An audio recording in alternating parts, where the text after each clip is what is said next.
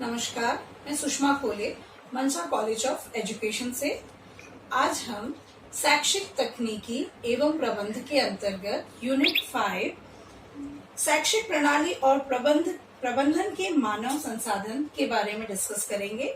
इसके पहले हमने पार्ट 1 में मानव संसाधन क्या होते हैं, प्रबंधन क्या है, इन सबका आशय एवं स्कूल प्रबंधन देखा था। आज हम पार्ट 2 में मानव संसाधनों की पहचान, मानव संसाधनों का महत्व एवं स्कूल के आंतरिक एवं बाह्य संसाधनों के बारे में चर्चा करेंगे। सबसे पहले हम देखेंगे मानव संसाधन की पहचान। मानव संसाधन जो कि स्कूल प्रबंधन के लिए या शिक्षा के लिए अति आवश्यक होता है। मानव संसाधन की पहचान करना अत्यंत आवश्यक है। मानव संसाधन की पहचान अर्थात identification of the human resources बहुत ही अनिवार्य हो जाता है।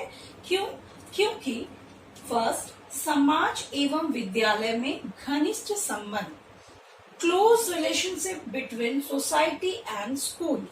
आपका समाज एवं विद्यालय दोनों में बहुत घनिष्ठ संबंध होता है।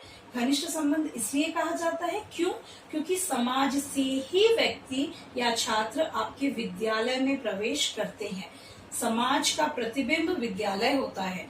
यदि समाज अच्छा है तो विद्यालय में आने वाले स्टूडेंट्स जो हैं वो बहुत ही अच्छे होंगे। आपका विद्यालय का भी उतना ही प्रभाव आपके समाज में पड़ता है। अर्थात समाज और विद्यालय, आपकी जो सोसाइटी है और जो आपका स्कूल है, इन दोनों में बहुत क्लोज रिलेशनशिप होता है। सेकंड, विद्यालय समाज का लघु रूप होता है, short form of school society. हम ये मानते हैं कि हमारा जो घर परिवार होता है वो हमारा जो परिवार है हमारी सबसे पहली सीढ़ी होती है।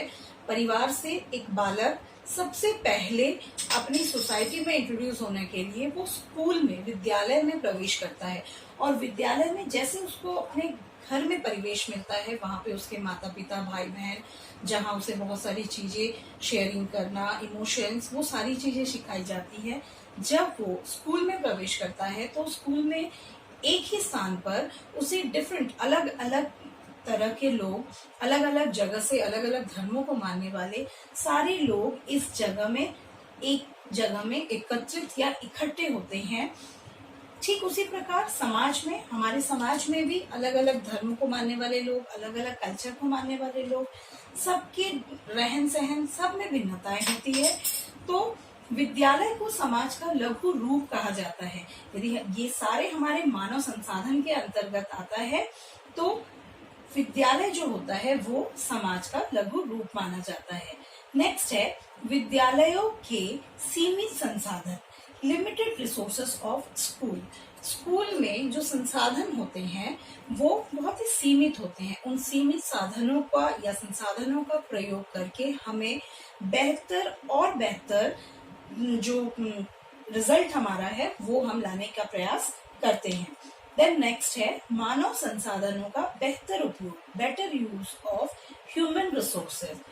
हम अपने मानवीय संसाधनों के द्वारा, क्योंकि इस यूनिट में आपने स्कूल के अंदर और बाहर के मानवीय संसाधनों के बारे में आपको जानकारी एकत्रित करनी है या क्या होता है ये जानना है।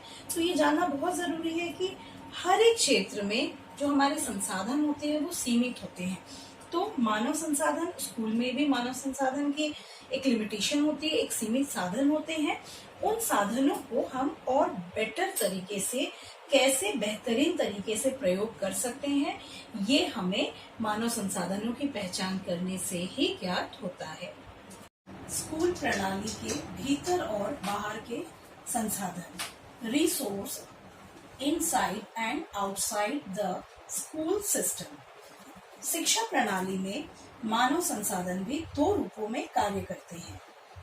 प्रथम, विद्यालय के भीतर प्रत्यक्ष रूप से कार्य, छात्रों के साथ रहकर, विद्यालय परिवेश में रहकर कार्य करते हैं। और दूसरा, छात्रों एवं विद्यालयों से प्रत्यक्ष रूप से ना जुड़े होने के बावजूद मानवीय संसाधनों के रूप में अपनी महत्वपूर्ण भूमिका निभाते हैं। अब हम इसे दो भागों में देखते हैं। सबसे पहले विद्यालय के भीतर के संसाधन, इनसाइड उसके अंतर्गत एक विद्यालय के भीतर में जो भी मानवीय संसाधन रहते हैं, हमने पहले मानवीय और भौतिक संसाधनों को अलग अलग दो तरीके से समझा है, तो हम अलग अलग उसको छांट सकते हैं कि मानवीय संसाधन कौन से हैं और भौतिक संसाधन कौन से हैं।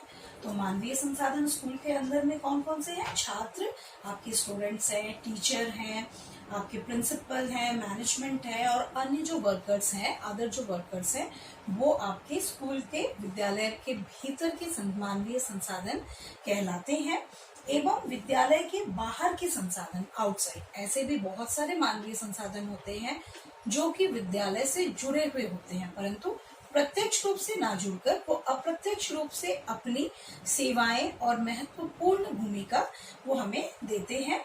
विद्यालय के बाहर के संसाधन, अभिभावक, गार्जियन।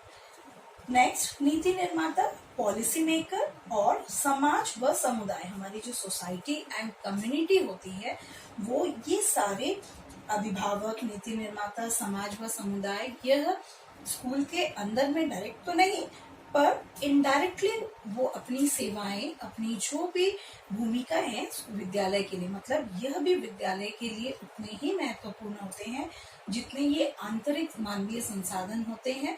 क्योंकि बिना छात्र, जिस तरह बिना छात्र, शिक्षक, प्रधानाचार्य, प्रबंधक या अन्य कर्मचारियों के आपका स्कूल मैनेजमेंट नहीं चल सकता, विद्यालय नहीं चल सकता, ठीक उसी प्रकार विद्यालय के बाहर ये जो अप्रत्यक्ष रूप से हमें सेवा, हमारी विद्यालय को सेवा देते हैं, अभिभावक, नीति निर्माता और समाज व समुदाय, यह भी यदि ना हो तो हमारा विद्यालय सुचारू रूप से नहीं चल सकता। इसी प्रकार हम आगे की कड़ी में ये देखते हैं कि हमारी जो शिक्षा में मानवीय संसाधन है क्यों इम्पोर्टेंट है, क्यों हमें शिक्षा में, एजुकेशन में ह्यूमन रिसोर्सेज की आवश्यकता होती है। सबसे पहला है आपका शिक्षा के उद्देश्यों, आदर्शों व सिद्धांत का निर्धारण। अब हम शिक्षा में मानवीय संसाधनों का महत्व देखेंगे। Important of human resources in education, कि आपकी शिक्षा में मानवीय जो संसाधन है वो क्यों महत्वपूर्ण है। वैसे तो बहुत सारे पॉइंट होते हैं, बिना मानवीय संसाधन के शिक्षण कार्य संभव ही नहीं है। तो हम ये मान सकते हैं कि शिक्षण कार्य के लिए जितने भौतिक संसाधन आवश्यक है उतने ही शायद उससे ज्यादा मानवीय संसाधन की आवश्यकता होती है। तो उसमें से कुछ पॉइंट हम यहाँ पे डिस्कस करते हैं। सबसे पहला, शिक्षा के उद्देश्यों, आदर्शों व सिद्धांत का निर्धारण। Determination of ideal and principle of education.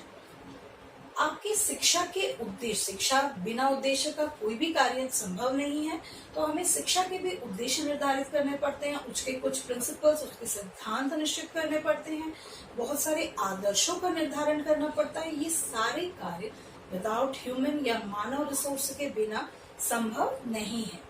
Second, शैक्षिक प्रणाली को संचालित करना। Operate the educational system.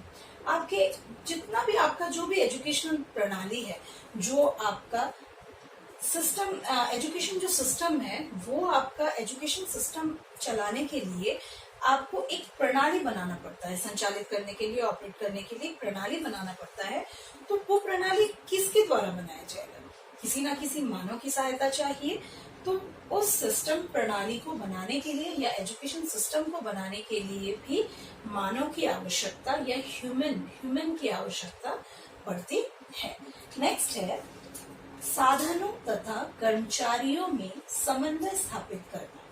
Coordination of tool and staff. शैक्षिक प्रणाली को संचालित करने हेतु बहुत सारे चीजों में कोऑर्डिनेशन बहुत आवश्यक होती है। संसाधनों के भी, भौतिक संसाधन, मानवीय संसाधन, उनके बीच में कोऑर्डिनेशन आवश्यक है। ये सारा जो कोऑर्डिनेशन है, ये समन्वय है, ये किसके द्वारा संभव है? ये मानव, ह्यूमन रिसोर्सेज के बिना संभव नहीं है। ये कोऑर्डिनेशन टूल और स्टाफ के बीच में जो भी कोऑर्डिनेशन बैठाया जाता है, ये मैनेजमेंट द्वारा बैठाया जाता है और मैनेजमेंट, हमारा प्रबंधन, मानव संसाधन के अंतर्गत आता है। नेक्स्ट है साक्षरता का प्रचार प्रसार करना। आपकी जो भी साक्षरता, आपकी लिटरेसी है, उसको आपको प्रमोट करना है। किसी भी चीज का विकास करने के लिए आपको उस चीज को फैलाना है, स्प्रेड करना है, उसके लिए भी आपको ह्यूमन रिसोर्सेस या मानवीय संसाधनों की आवश्यकता होती है। नेक्स्ट, छात्रों के समुचित विकास हेतु for proper development of student. ये सारा शिक्षण कार्य आपका जो भी कर्मचारियों में समन्वय, प्रणाली संचालन, आदर्शों का निर्धारण, सिद्धांतों का निर्धारण, प्रचार प्रसार करना, ये किस लिए किया जाता है? ये किया जाता है छात्रों में शिक्षा का समुचित विकास करने के लिए। छात्र में समुचित विकास तभी होगा, शिक्षा का ये उद्देश्य है कि छात्रों में आपका मानसिक, शारीरिक और नैतिक विकास समुचित रूप से, मतलब जब तक एक छात्र में आप सर्वांगीण विकास ना कर पाओ तो आपकी शिक्षा निरर्थक है।